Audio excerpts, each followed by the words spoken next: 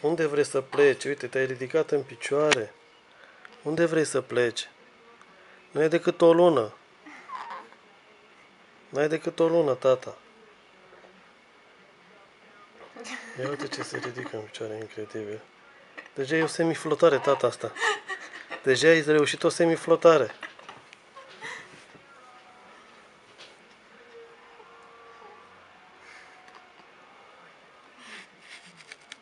Și râzi de acolo. Și caști.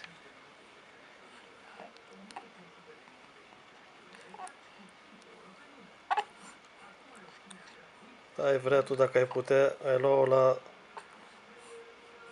Te împiși ca broscuța aia testoasă, te împingi.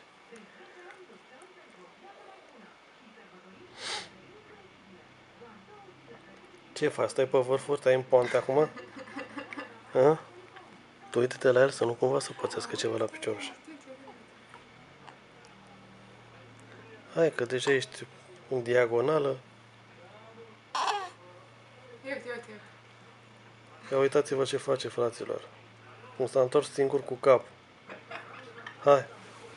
Bravo, tata, extraordinar așa ceva. Deci n-am mai... Mânuțele un pic mai puternice și a ridicat abușii. Că picioarele țin. Uite.